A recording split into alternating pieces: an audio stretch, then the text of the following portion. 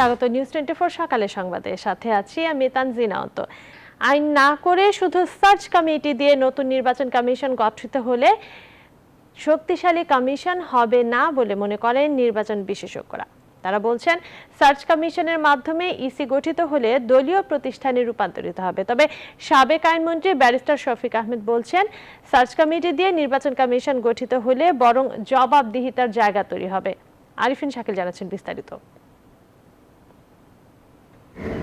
2012 সালের 22 জানুয়ারি প্রয়াত রাষ্ট্রপতি মোহাম্মদ জিল্লুর রহমান প্রথমবারের মতো রাজনৈতিক দলের সাথে সংলাপ করে 4 সদস্যের সার্চ কমিটি গঠন করেন। বর্তমান রাষ্ট্রপতি মোহাম্মদ আব্দুল হামিদও 2017 সালের 25 জানুয়ারি একই পদ্ধতি অনুসরণ করেন। বর্তমান নির্বাচন কমিশনের মেয়াদ আসছে 14 ফেব্রুয়ারি শেষ হবে, যার ফলে ইতিমধ্যে সার্চ কমিটি গঠন নিয়ে আলোচনা শুরু হয়েছে।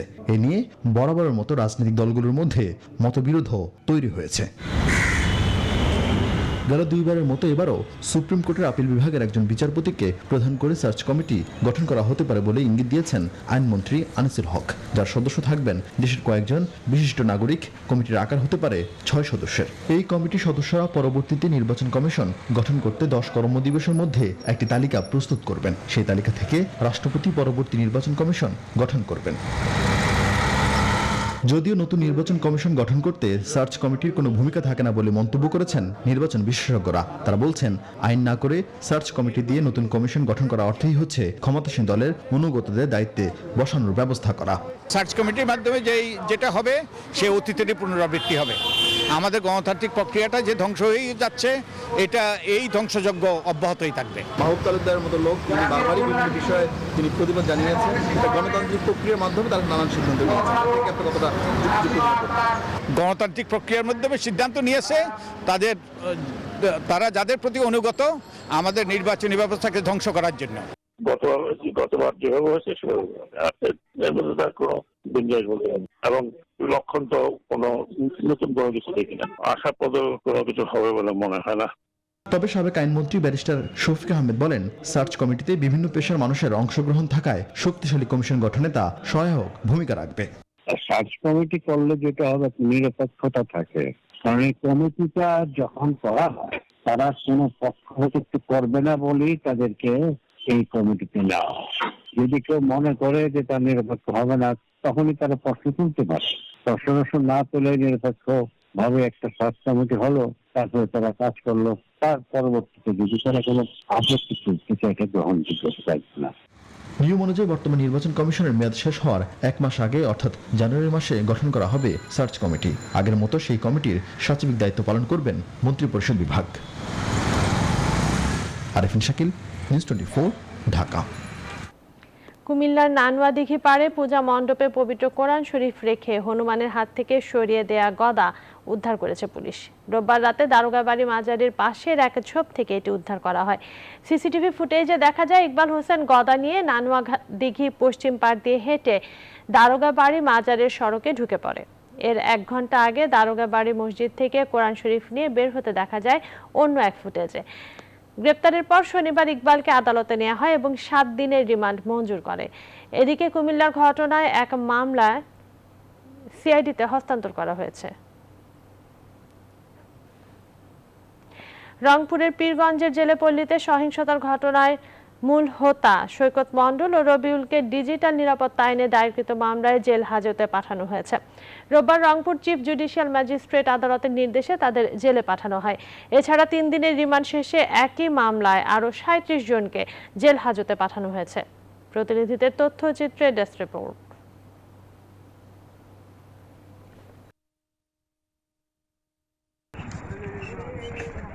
পীরগঞ্জের সহিংসতার ঘটনায় মূল হোতা সৈকত মণ্ডল ও রবিউলকে শনিবার রাতে ঢাকা থেকে রংপুরে নিয়ে আসা হয়।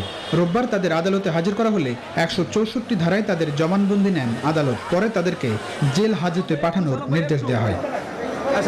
এছাড়া 3 দিনের রিমান্ড শেষে একই মামলায় আরও 37 জনকে জেল হাজতে পাঠানো হয়েছে। আসামি সৈকত আর হলো রবিউল ইসলামের 2 জনের 164 হয়েছে, 164 পরে জেল হাজতে প্রেরণ করছে। অন্যদিকে নোয়াখালীর চৌমুহনীতে মন্দির সহ বাড়িঘর ও দোকানপাটে হামলা, ভাঙচুর ও লুটপাটের ঘটনায় ভিডিও ফুটেজ দেখে গ্রেপ্তার আরও 3 আসামি দায় স্বীকার করে আদালতে 164 ধারায় জবানবন্দি দিয়েছে। শনিবার নোয়াখালীর চিফ জুডিশিয়াল ম্যাজিস্ট্রেট আদালতে তাদের জবানবন্দি রেকর্ড শেষ হয়। পরে আদালত 3 আসামিকেও জেল হাজতে পাঠানোর নির্দেশ দেন। অন্যদিকে কুমিল্লায় মসজিদ থেকে মন্দিরে পবিত্র কোরআন শরীফ রাখার ঘটনায় গ্রেফতার ইকবাল পুলিশ হেফাজতে রয়েছেন। 7 দিনের রিমান্ডে তাকে বিস্তর জিজ্ঞাসাবাদ চলছে। পরবর্তীতে এ ব্যাপারে আরো বিস্তারিত তথ্য জানা যাবে বলে জানিয়েছে Comilla police. Desk report, news 24। প্রধানমন্ত্রী শেখ হাসিনা বলেছেন, দেশকে অস্থিতিশীল করতে বিশেষ মহল ইচ্ছাকৃতভাবে বিভিন্ন ঘটনা ঘটাচ্ছে। দেশবিরোধী অপপ্রচারও চালাচ্ছে তারা। এদের বিরুদ্ধে সচেতন থাকতে দেশবাসীকে আহ্বান জানিয়েছেন তিনি। পটুয়াখালীর পায়রা নদীর ওপর পায়রা সেতু এবং ঢাকা থেকে সিলেট ও তামাবিল মহাসড়ক 6 লেনে উন্নীতকরণ কার্যক্রমের উদ্বোধন করে এসব কথা বলেন তিনি। শাহরি জয় রিপোর্ট। বরিশাল থেকে কুয়াকাটা যেতে এখন থেকে আর কোনো ফেরি পারাপার হতে হবে না। যান চলাচলের জন্য খুলে দেওয়া হয়েছে পটুয়াখালীর লেবুখালীতে পায়রা নদীর ওপর পায়রা সেতু। আগামী বছর পদ্মা সেতু চালু হলে ঢাকা থেকে কোনো ফেরি পারাপার ছাড়াই মাত্র 6 ঘন্টায় সরাসরি সড়ক পথে যাওয়া যাবে সাগরকন্যা কুয়াকাটায়। ভার্চুয়াল প্ল্যাটফর্মে গণভবন থেকে পায়রা সেতুর উদ্বোধন করেন প্রধানমন্ত্রী শেখ হাসিনা। উদ্বোধনী অনুষ্ঠানে প্রধানমন্ত্রী বলেন, দেশের যোগাযোগ ব্যবস্থার উন্নয়ন হলে আর্থসামাজিক উন্নয়ন হবে, আর সে লক্ষ্যেই কাজ করছে সরকার। জলবায়ু পরিবর্তনের ফলে আমাদের এই দক্ষিণ অঞ্চলটা সবথেকে বেশি ক্ষতিগ্রস্ত হতে যাচ্ছে। কাজে এই অঞ্চলের আর্থসামাজিক উন্নতিটা যত দ্রুত আমরা করতে পারি, তত এই অঞ্চলের মানুষের আমি বলবো যে আর্থিকভাবে সচ্ছল হবে, উন্নতি হবে, আর যা আমাদের জাতীয় অর্থনীতিতেও বিরাট অবদান রাখবে। আমরা দেশটাকে আরো এগিয়ে নিয়ে যেতে পারবো। উন্নয়নের ব্যাপক কর্মযজ্ঞের মধ্যেও একটি মহল পরিকল্পিতভাবে দেশকে অস্থিতিশীল করার অপচেষ্টা চালাচ্ছে বলেন প্রধানমন্ত্রী। এর মাঝে কিছু কিছু ঘটনা মাঝে মাঝে ঘটানো হচ্ছে, ইচ্ছাকৃতভাবে ঘটানো হচ্ছে, সেটা আপনারা নিজেরাই টের পান, যাতে বাংলাদেশের ভাবমূর্তি নষ্ট হয় এবং সেই সাথে অপপ্রচারও চালানো হয়। আমরা যতই উন্নতি করি, ভালো কাজ করি, একটা শ্রেণী আছে বাংলাদেশের বদনাম করতেই তারা ব্যস্ত। তারা কি চায়? তারা এদেশের স্বাভাবিক গণতান্ত্রিক প্রক্রিয়া অব্যাহত থাকুক, সেটা তারা চায় না। একটা অস্বাভাবিক পরিস্থিতি হলে পরে তাদের একটু কদর বাড়ে, সেই জন্য তাদের একটা সবসময় তারা এই উন্নয়নটা আর দেখে না, বরং ধ্বংসই তারা করতে চায়। এটাই হচ্ছে বাস্তবতা। এই ব্যাপারেও দেশবাসীকে সতর্ক থাকতে হবে। একই অনুষ্ঠানে ঢাকা সিলেট এবং ঢাকা তামাবিল মহাসড়ক 6 লেনে উন্নীত করার কাজের ভিত্তিপ্রস্তর স্থাপন করেন প্রধানমন্ত্রী শেখ হাসিনা। শাহ আলী জয়, নিউজ 24, ঢাকা। সংখ্যালঘু সুরক্ষা আইন বিষয়ে ত্বরিত ব্যবস্থা নেওয়া হবে বলে জানিয়েছেন আইনমন্ত্রী আনিসুল হক। রোববার বিচার প্রশাসন প্রশিক্ষণ ইনস্টিটিউটে আয়োজিত এক অনুষ্ঠান শেষে সাংবাদিকদের প্রশ্নের জবাবে তিনি কথা বলেন। কুমিল্লার সাম্প্রদায়িক ঘটনা নিয়ে সচিবালয়ে তথ্যমন্ত্রী বলেন, এই সংঘাতের দায় এড়াতে পারে না সোশ্যাল মিডিয়া। যদিও সাম্প্রদায়িক হামলার জন্য সরকারকেই দায়ী করছেন বিএনপি মহাসচিব মির্জা ফখরুল ইসলাম আলমগীর। বাবু কামরুজ্জামান জানাচ্ছেন বিস্তারিত। সম্প্রতি কুমিল্লার ঘটনার প্রেক্ষিতে সংখ্যালঘু সম্প্রদায়ের সার্বিক নিরাপত্তা নিশ্চিত করতে জাতীয় সংসদে সংখ্যালঘু সুরক্ষা আইন পাশের বিষয়টি আবারও আলোচনায়। রোববার বিচার প্রশাসন প্রশিক্ষণ ইনস্টিটিউটে এক প্রশিক্ষণ কোর্সের উদ্বোধন অনুষ্ঠান শেষে সাংবাদিকদের প্রশ্নের জবাব দেন আইনমন্ত্রী আনিসুল হক। বলেন, সংখ্যালঘু সুরক্ষা আইন নিয়ে দ্রুত ব্যবস্থা নেওয়া হবে। দুর্বৃত্তরা যেন এরকম না করতে পারে সেই ব্যবস্থা নেওয়ার ব্যবস্থা করতে হবে। আমরা সরকার সেই ব্যবস্থা নেওয়ার ব্যবস্থা করছি। আসামি ধৃত হয়েছে, তদন্ত চলছে এবং তদন্ত শেষ হওয়ার পরে যখন আদালতে আসবে, এটা দ্রুত বিচার ট্রাইব্যুনালে এই মামলা বিচারিক কার্যক্রম করে এটা যারা এইসব করেছে তাদেরকে দৃষ্টান্তমূলক শাস্তি দেওয়া হবে। সাম্প্রতিক সাম্প্রদায়িক হামলা নিয়ে সচিবালয়ে তথ্যমন্ত্রী সাংবাদিকদের বলেন, এসব ঘটনার দায় কোনোভাবেই এড়াতে পারে না সোশ্যাল মিডিয়া। এ সময় ফেসবুক কর্তৃপক্ষকে নোটিশ করা হবে বলেও জানান মন্ত্রী।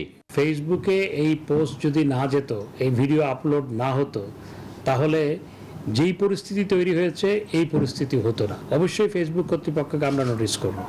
এদিকে রোববার দুপুরে নিজ বাসভবনে সংবাদ ব্রিফিং করেন আওয়ামী লীগ সাধারণ সম্পাদক ওবায়দুল কাদের। বলেন, ধর্মকে পুঁজি করে বিভেদ সৃষ্টিকারী সাম্প্রদায়িক অপশক্তি আতঙ্কে আছে। ধর্মকে পুঁজি করে বিভেদ সৃষ্টিকারী সাম্প্রদায়িক অপশক্তি আতঙ্কে রয়েছে। আতঙ্কে আছে আগুন সন্ত্রাসীরা। দেশের সাধারণ মানুষ আতঙ্কে নয়, বরং ভালো আছে, স্বস্তিতে আছে। রোববার সকালে সুনামগঞ্জে বিএনপি চেয়ারপারসনের উপদেষ্টার পরিবারের প্রতি সমবেদনা জানাতে আসেন বিএনপি মহাসচিব মির্জা ফখরুল ইসলাম আলমগীর। এ সময় সাংবাদিকদের বলেন, সাম্প্রদায়িক হামলার নেতৃত্ব দিচ্ছে আওয়ামী লীগ। সরকার সম্পূর্ণভাবে ব্যর্থ হয়েছে সাম্প্রদায়িকতাকে বন্ধ করতে, হিন্দু সম্প্রদায় নিরাপত্তা দিতে, বৌদ্ধ সম্প্রদায় নিরাপত্তা দিতে, খ্রিস্টান সম্প্রদায় নিরাপত্তা, এমনকি বৃহত্তর জনগোষ্ঠী মুসলিম সরকারের দ্বারা মুসলিম সম্প্রদায়ের দ্বারা কোনো নিরাপত্তা দিতে পারে না। এ সময় বিএনপি মহাসচিব বলেন, সামগ্রিকভাবে জনগণের নিরাপত্তা দিতে সরকার সম্পূর্ণ ব্যর্থ। বাবু কামরুজ্জামান, নিউজ 24, ঢাকা। কক্সবাজারের উখিয়া রোহিঙ্গা ক্যাম্পের দারুল উলুম নাদওয়াতুল উলামা আল ইসলামিয়া মাদ্রাসার প্রতিষ্ঠাতা সহ শিক্ষকদের গেল 16 সেপ্টেম্বর মাদ্রাসা ছেড়ে দেওয়ার হুমকি দিয়েছিল আল ইয়াকিন অনুসারী উলামা কাউন্সিলের সদস্যরা। এজন্য হত্যাকাণ্ডে তাদেরকেই অভিযুক্ত করা হচ্ছে। হত্যাকাণ্ডের ঘটনায় 25 জনের নাম উল্লেখ ও 250 জনকে অজ্ঞাত আসামি করে মামলা করা হয়েছে। এ মামলায় এজাহারনামায় 5 জন সহ 10 আসামিকে গ্রেফতার করেছেন 8 আর্মড পুলিশ ব্যাটালিয়নের সদস্যরা। শনিবার রাত 11:30টার দিকে উখিয়া থানায় নিহত রোহিঙ্গা আজিজুল হকের পিতা নুরুল ইসলাম বাদী হয়ে এ মামলা দায়ের করেন।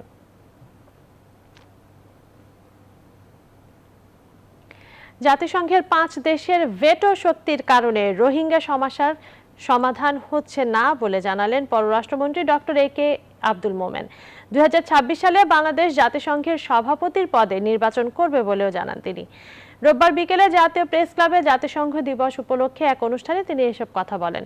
আরো বলেন, হিন্দু, মুসলিম, বৌদ্ধ, খ্রিস্টান সবার মধ্যে আন্তরিকতাই পারে সাম্প্রদায়িক সহিংসতা বন্ধ করতে।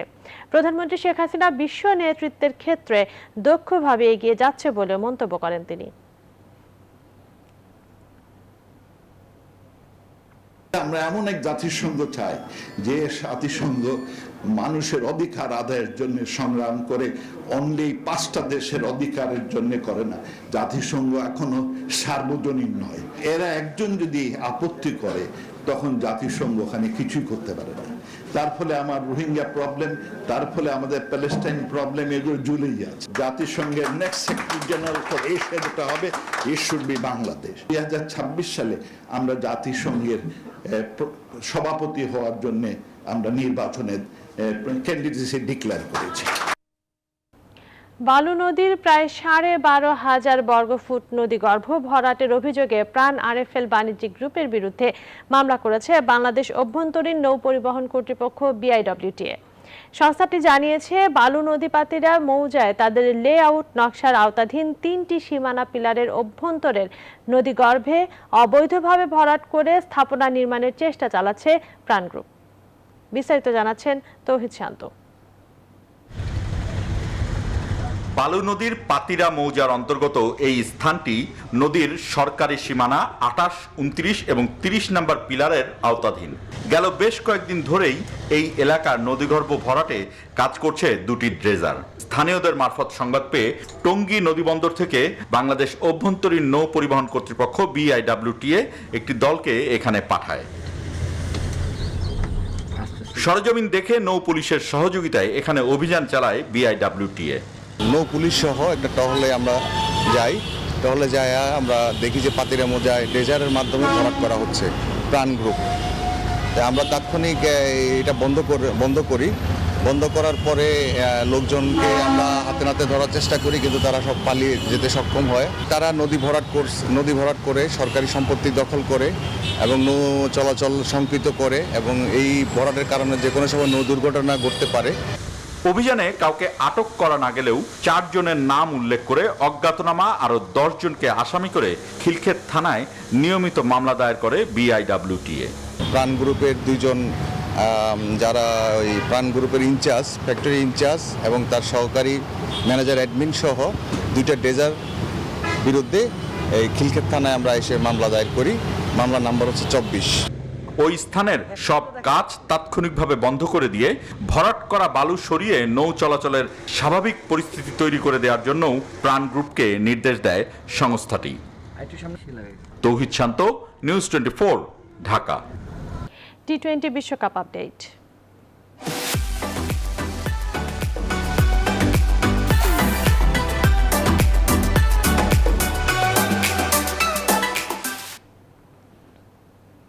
টি-20 বিশ্বকাপের সুপার 12-এ নিজেদের প্রথম ম্যাচে ফিল্ডিং ব্যর্থতার মাসুল দিল বাংলাদেশ। ক্যাচ মিসের মহড়ায় লঙ্কানদের বিপক্ষে 5 উইকেটে হেরে গেছে মাহমুদুল্লাহ বাহিনী। টাইগারদের দিয়ে 172 রানের লক্ষ্য তাড়া করতে নেমে শ্রীলঙ্কার তৈরি জয়ের বন্দরে নিয়ে যান জীবন পাওয়া দুই ব্যাটসম্যান রাজাপাকসে ও আশালঙ্কা। 80 রানের দুর্দান্ত ইনিংস খেলে ম্যাচ সেরার পুরস্কার পেয়েছেন আশালঙ্কা। বিস্তারিত রিপোর্টে। ক্যাচ মিস তো ম্যাচ মিস, এই প্রবাদের সত্যতা আরো একবার প্রমাণ করলেন লিটন দাস। 13 রানে রাজাপাকসে ও 63 রানে আশালঙ্কার ক্যাচ ছাড়েন ব্যাট হাতে ব্যর্থ লিটন। আর শেষ পর্যন্ত তাদের হাতে রচিত হয় টাইগারদের সুপার 12-এর প্রথম হারের গল্প। বাংলাদেশের দেয়া 172 রানের বড় লক্ষ্য তাড়া করতে নেমে শুরুতে কুশাল পেরেরার উইকেট হারায় শ্রীলঙ্কা। দ্বিতীয় উইকেটে আশালঙ্কা ও নিসাক্কার ব্যাটে ভালো জবাব দিতে থাকে শ্রীলঙ্কা।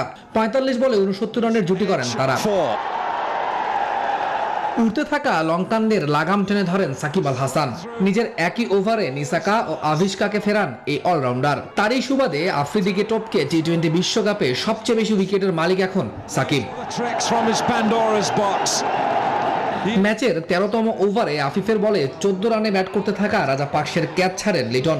জীবন পেয়ে আশালঙ্কার সঙ্গে সাইফুদ্দিন মাহমুদুল্লাহদের রীতিমতো শাসন করেই ব্যাট চালান তিনি। হাত খুলে ব্যাট চালিয়ে দুজনেই তুলে নেন অর্ধশতক।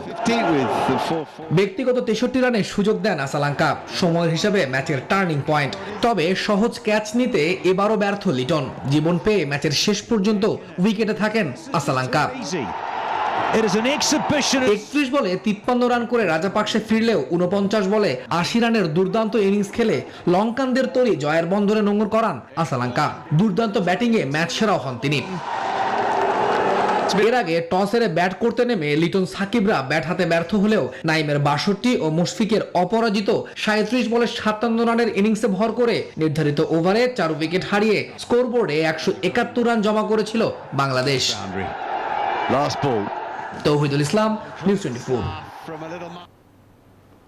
সুপার 12-এর হাই ভোল্টেজ ম্যাচে চিরপ্রতিদ্বন্দ্বী ভারতকে 10 উইকেটের বিশাল ব্যবধানে হারিয়েছে পাকিস্তান। ফলে প্রথমবারের মতো বিশ্বকাপের আসরে ভারতকে হারানোর স্বাদ পেল বাবর আজমরা।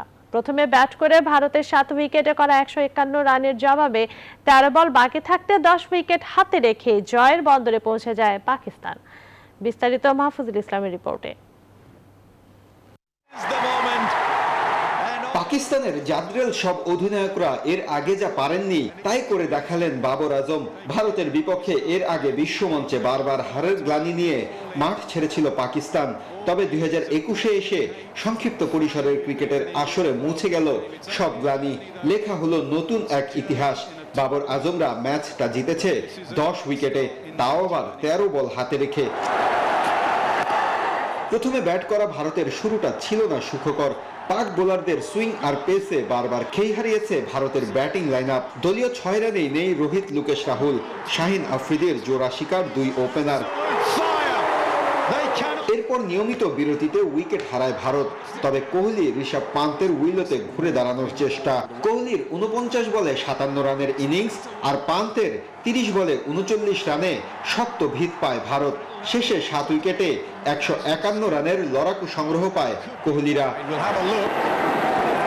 ম্যাচটা পাকিস্তানের 2 ওপেনারেই শেষ হয়ে যাবে এমনটা হয়তো ভাবেনি কেউ।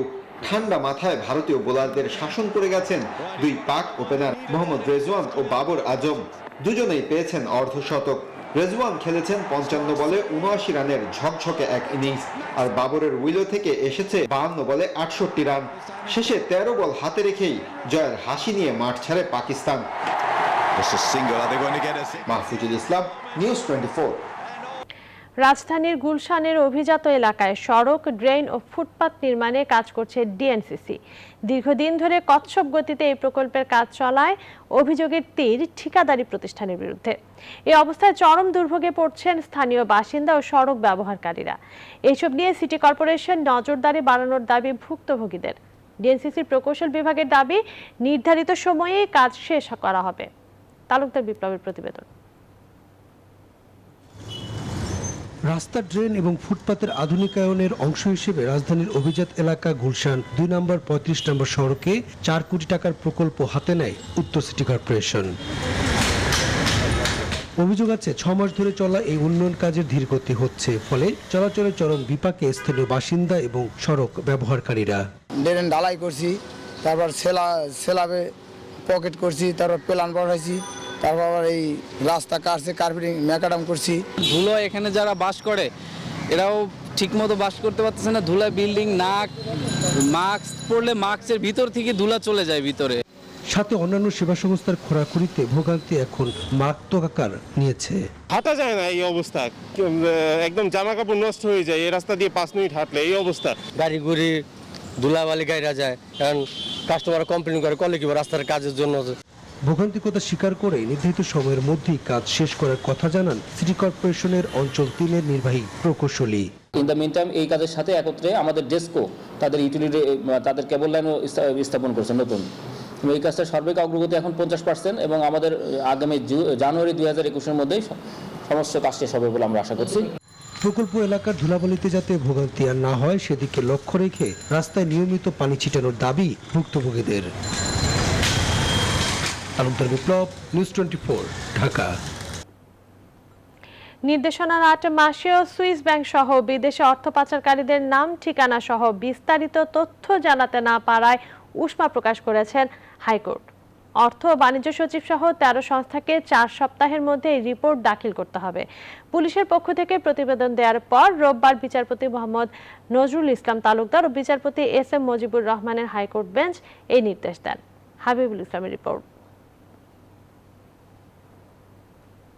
অন্যান্য বিদেশি ব্যাংকে বাংলাদেশের ব্যক্তি, প্রতিষ্ঠান বা কোনো সত্তা কে কত টাকা পাচার করেছে, পাচার করা টাকা ফিরিয়ে আনতে এবং পাচারকারীদের বিরুদ্ধে কি ব্যবস্থা নেওয়া হয়েছে সে তথ্য জানতে চেয়ে গত 28 ফেব্রুয়ারি রুল জারি করেন হাইকোর্ট। এ মামলায় 14 নম্বর বিবাদী ছিলেন পুলিশের মহাপরিদর্শক। এ আদেশ অনুযায়ী গত 12 জুলাই অ্যাটর্নি জেনারেলের কার্যালয়ে পুলিশ মহাপরিদর্শকের পক্ষে প্রতিবেদন জমা দেয় সিআইডি।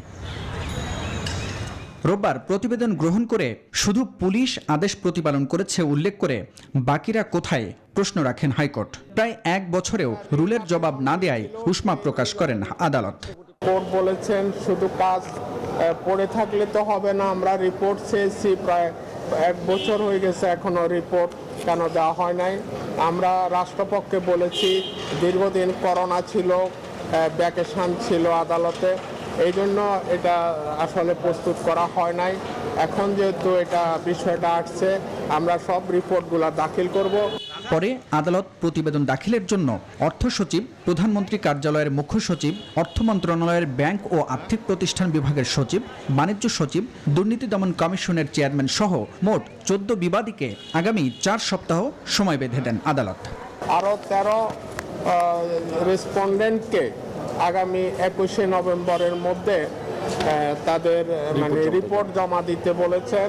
সিআইডির প্রতিবেদনে 310,14,14,748 টাকা এবং $101 মিলিয়ন পাচারের কথা বলা হয়। এর মধ্যে ফিলিপাইন ও শ্রীলঙ্কা থেকে 34.61 মিলিয়ন মার্কিন ডলার উদ্ধারের কথা বলা হয়েছে প্রতিবেদনে। এছাড়া বাংলাদেশ ব্যাংকের রিজার্ভ চুরির ঘটনায় অজ্ঞাত ব্যক্তি ও প্রতিষ্ঠানের বিরুদ্ধে 101 মিলিয়ন মার্কিন ডলার ভারত ও ফিলিপাইনে পাচার করার কথাও বলেছে সিআইডি। হাবিবুল ইসলাম হাবিব, নিউজ 24, ঢাকা। 11 পেরিয়ে 12 বছরে পা রাখল বসুন্ধরা গ্রুপের মিডিয়া প্রতিষ্ঠান ইস্ট ওয়েস্ট মিডিয়া গ্রুপের জনপ্রিয় ইংরেজি দৈনিক ডেইলি সান। এ উপলক্ষে আয়োজিত এক অনুষ্ঠানে ঢাকা উত্তর সিটি কর্পোরেশনের মেয়র আতিকুল ইসলাম একটি সুন্দর, সচল, আধুনিক ঢাকা গড়তে সবাইকে এক হয়ে কাজ করার আহ্বান জানান। ডেইলি সানকে শুভেচ্ছা জানান বাংলাদেশে নিযুক্ত বিভিন্ন দেশের কূটনীতিকরা। বিস্তারিত জানাচ্ছেন লাকমিনা জেসমিন সোমা। পাঠকের ভালোবাসা নিয়ে 12 বছরে পা রাখল বসুন্ধরা গ্রুপের ইংরেজি দৈনিক ডেইলি সান। তবে করোনার কারণে এবারের আয়োজন ছিল সীমিত। রবিবার ডেইলি সান কার্যালয়ে কেক কেটে 11 বছর পূর্তি উদযাপন করে পত্রিকাটি। এ সময় পত্রিকার সাফল্যের পেছনে কাজ করা এর পৃষ্ঠপোষক ও পাঠকদের প্রতি কৃতজ্ঞতা জানান সম্পাদক Enamul Haque Chowdhury. I express my heartfelt thanks and gratitude to you all for joining us. অনুষ্ঠানে উত্তর সিটি কর্পোরেশনের মেয়র আতিকুল ইসলাম বলেন, সবাই মিলে সুন্দর ঢাকা গড়তে সময় এখন অন্যায়ের প্রতিবাদ করার। অন্যায়ের প্রতিবাদ করতে হবে, যেখানে সমস্যা হবে রেজিস্ট করতে হবে এবং আগামী ভবিষ্যৎ প্রজন্মের জন্য সুন্দর একটি নগর, সুন্দর একটি শহর গড়তে হবে। এই জন্য আমি আপনাদের সকলের সহযোগিতা চাচ্ছি। ডেইলি সানকে শুভেচ্ছা জানাতে আসেন ঢাকায় কর্মরত কোরিয়া, জাপান, ব্রাজিল, নেপাল ও ভারতের কূটনীতিকরা। Everybody here in Bangladesh, it's so welcoming, and Brazil has a special place in their hearts. My mission here is to strengthen and deepen the ties between our two countries.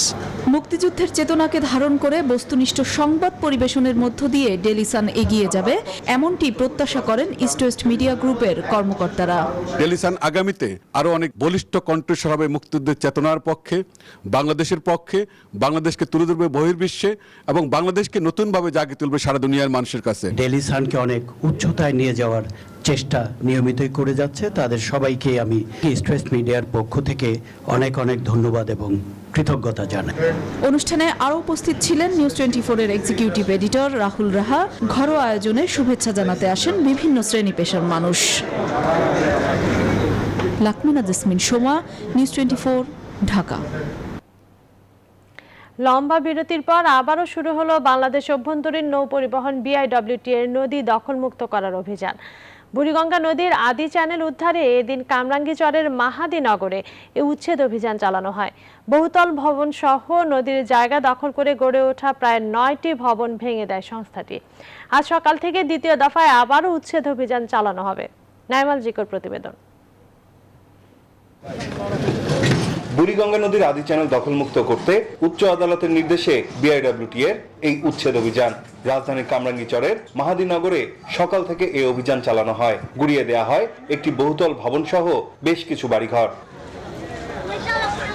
তবে বাড়ির মালিকরা বলছেন জমির সব কাগজ ঠিক দেখে কিনেছিলেন তারা, নিয়মিত খাজনাও পরিশোধ করা হয়েছে। অনেক কষ্ট বিনিময় আজকে আমার জায়গাটা ভেঙে দিচ্ছে। আমি মাননীয় প্রধানমন্ত্রীর কাছে আমি আবেদন করতে চাই যে আমরা আমাদের মাথা গুঁজে স্থান করে দেয়। 2022 সালের IPC 21 সালে নাকি আবার রায় দিয়ে দিচ্ছে, আমাদের খাজনা মুজনা সব দেওয়া কমপ্লিট।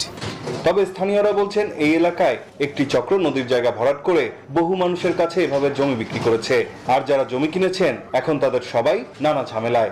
এক বাড়ি হয় না, ওই সময় পানি ছিল, 18 হাত পানি ছিল ওই টাইমে। এই নুরু মিয়ায় খাল লিজ আনছে অনেক বছর আগে, লিজ আইনা নিজের নামে চালাকি করে চিটারি করে কইরা কইরা মানুষের কাছে বেচা ধোকা দিয়া এখন টাকা পয়সা লিয়া উদ্ধার। রাষ্ট্রীয় সম্পদ, এটা তো উদ্ধার হওয়া উচিত।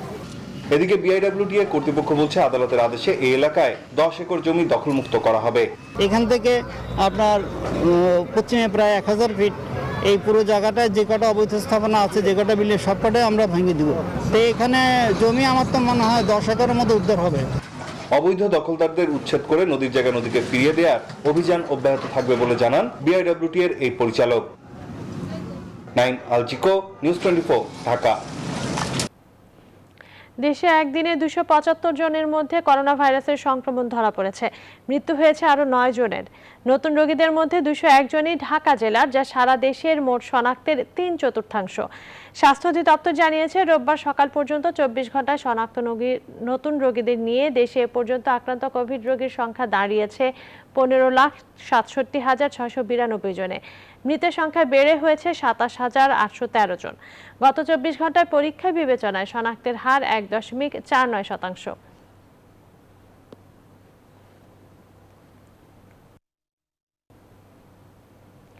এই মুহূর্তে দেশে করোনা সংক্রমণ স্বস্তিদায়ক অবস্থায় আছে বলে জানিয়েছে স্বাস্থ্য অধিদপ্তর।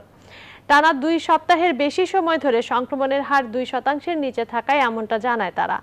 রোববার নিয়মিত অনলাইন ব্রিফিংয়ে অধিদপ্তরের মুখপাত্র অধ্যাপক ডাক্তার নাজমুল ইসলাম বলেন, সংক্রমণের হার কমে আসায় এখনই অনিয়ন্ত্রিত চলাফেরা করা যাবে না। টিকার জন্য নিবন্ধন করার পরেও SMS না আসলে অপেক্ষা করার পরামর্শ দিচ্ছে স্বাস্থ্য অধিদপ্তর।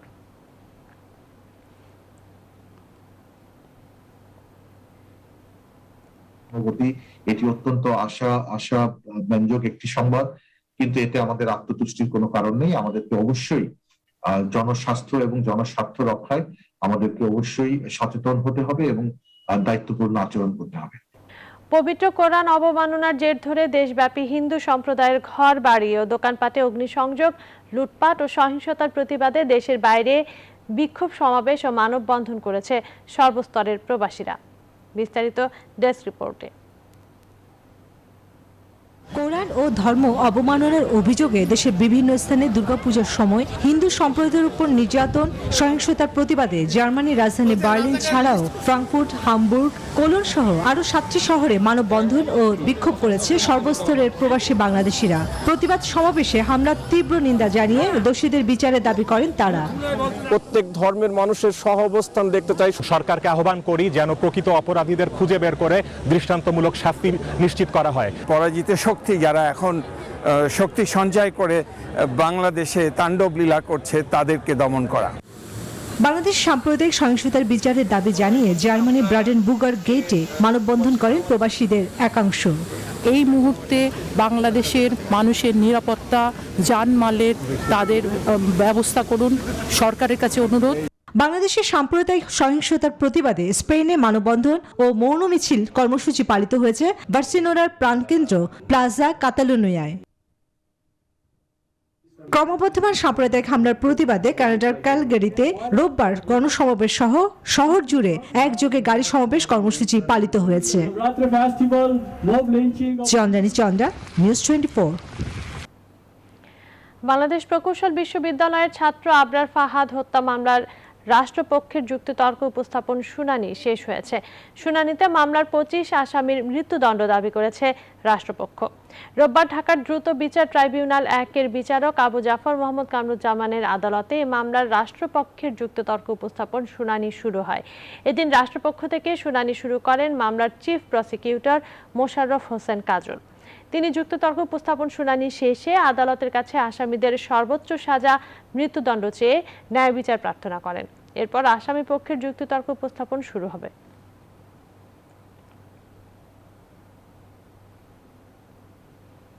মধ্যস্বত্বভোগীদের ঘাড়ে দায় চাপিয়ে আর 2-4 জন ব্যবসায়ীকে আটক করে বাজার নিয়ন্ত্রণকে লোক দেখানো বলে মন্তব্য করেছেন পরিকল্পনা প্রতিমন্ত্রী ডক্টর শামসুল আলম। রাজধানীর এক হোটেলে 50 বছরের কৃষির অর্জন বিষয়ক এক অনুষ্ঠানে বাণিজ্য মন্ত্রীর সামনে এমন মন্তব্য করেন তিনি। বলেন, বড় কোনো কোম্পানির স্বার্থে যেন শুল্ক নীতি পরিবর্তন না হয় সেদিকে নজর দেওয়া উচিত। অনুষ্ঠানে পরিসংখ্যান ব্যুরোর কাজ নিয়ে বিভ্রান্তির কথা বলেন বাণিজ্য মন্ত্রী টিপু মুন্সি। তিনি মনে করেন, কৃষি উৎপাদন ও বাজারের চাহিদা বুঝে সঠিক হিসেব দেওয়ার বিকল্প নেই। অনুষ্ঠানে কৃষিমন্ত্রী ডক্টর আব্দুর রাজ্জাক বলেন, দানাদার খাবারে স্বয়ংসম্পূর্ণ হওয়ার পর এখন অপুষ্টি দূর করা হবে বড় চ্যালেঞ্জ। সম্পূর্ণই হব না, আন্তর্জাতিক বিশ্বেও আমাদের একটা বিরাট অবদান থাকবে। বর্তমান সরকার, আপনারা জানেন, অর্থনীতির সকল ক্ষেত্রে অভূতপূর্ব অর্জন করেছে। কৃষিতে পণ্যমূল্য যখন বাড়তি থাকবে, একমাত্র মনে করছে অবশ্যই ঘাটতি আছে, তা না বাড়া আর কোনো কারণ নাই। এখানে মধ্যস্বত্ব কোনো ব্যাপারই না। ঢাকা শহরে 1 টাকা তো জরিমানা করতে পারেননি। বাজারকে বাজার মতো কাজ করতে দিন। দাম বাড়লে আপনি কি করবেন? ইম্পোর্ট করেন। পেঁয়াজের জ্বালাতেই আমি অস্থির হয়ে গেছি রাজ্যমন্ত্রী হিসাবে। আমাদের দেশের পরিসংখ্যানেরও কিন্তু বিশাল ঝামেলা রয়েছে, যে আমরা কাগজে পাই, বাস্তবতা কি তা জানি না। মা ইলিশ রক্ষা কার্যক্রম শেষে 25 অক্টোবর রাত 12টার পর থেকে আবারও নদীতে মাছ ধরবে জেলেরা। এ কারণে জেলেপাড়ায় উৎসব মুখর পরিবেশ বিরাজ করছে। গেল 4 অক্টোবর থেকে 25 অক্টোবর পর্যন্ত দেশের 6 অভয়াশ্রমে চলে মা ইলিশ রক্ষা কার্যক্রম। এ নিয়ে স্থানীয় প্রশাসন, মৎস্য বিভাগ, কোস্টগার্ড ও নৌ পুলিশের তৎপরতা ছিল চোখে পড়ার মতো। মা ইলিশ রক্ষা অভিযানের 22 দিনে কেবল চাঁদপুরে মোট প্রায় 350 মোবাইল কোর্ট ও অভিযান পরিচালনা করা হয়। নিষেধাজ্ঞা না মেনে মাছ শিকারের দায়ে 2 শতাধিক জেলেকে কারাদণ্ড ও অর্থদণ্ড দেওয়া হয়েছে।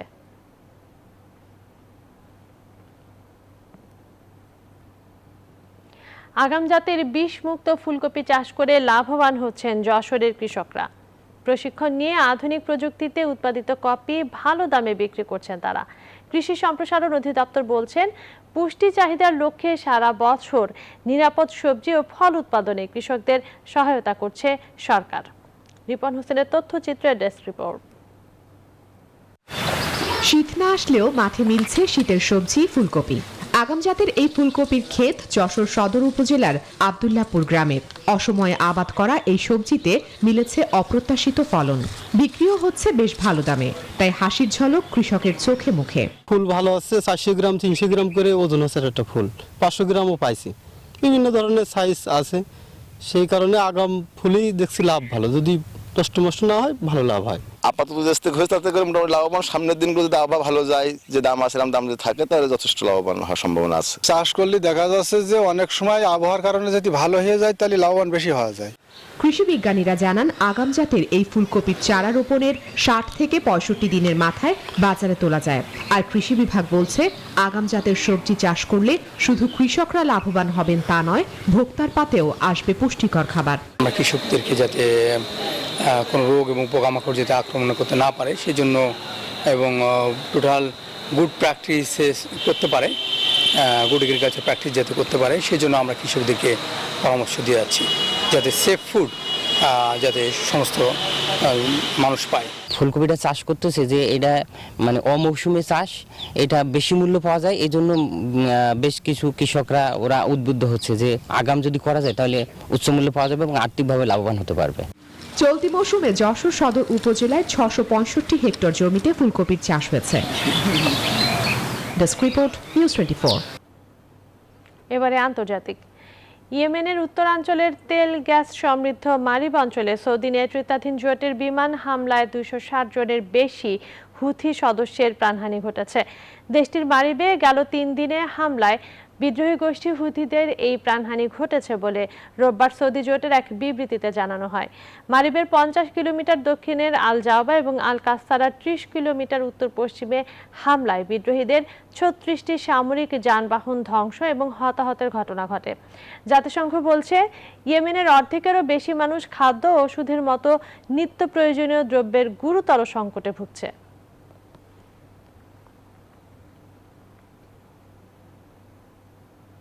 তিন দিনের কাশ্মীর সফরে গিয়ে রাজ্যের মর্যাদা ফিরিয়ে দেওয়ার আশ্বাস দিলেন ভারতের কেন্দ্রীয় স্বরাষ্ট্রমন্ত্রী অমিত শাহ। সম্প্রতি জঙ্গিরা উপত্যকার শিখ ও হিন্দু সংখ্যালঘুদের হত্যার নিশানা করা শুরু করেছে, তাতে রীতিমতো অস্বস্তিতে কেন্দ্র। এমন অবস্থার মাঝেই 23 থেকে 25 অক্টোবর 3 দিনের সফরে জম্মু কাশ্মীর রয়েছেন অমিত শাহ। আজ শেষ হচ্ছে তার সফর।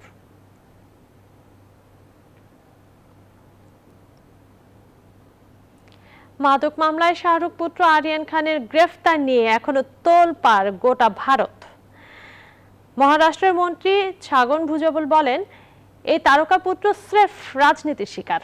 শাহরুখ খান বিজেপিতে যোগ দিলে মাদক চিনির গুঁড়ো হয়ে যেত।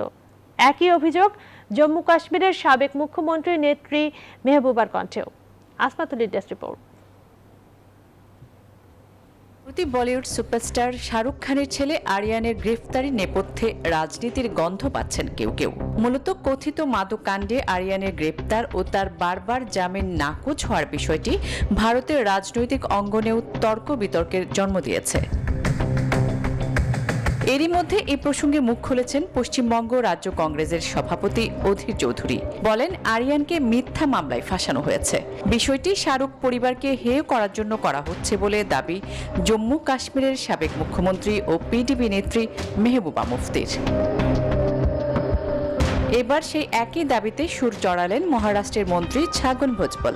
গুজরাটের মুন্দ্রা বন্দর থেকে মাদক উদ্ধারের প্রসঙ্গ নিয়ে কেন্দ্রীয় মাদক দ্রব্য নিয়ন্ত্রণ ব্যুরো এনসিবির বিরুদ্ধে ক্ষোভ ঝাড়েন তিনি। দাবি করেন, ওই ঘটনার কোনো তদন্তই না করে মুম্বাইয়ের প্রমোদতরিতে পার্টির ঘটনা নিয়ে ব্যস্ত এনসিবি।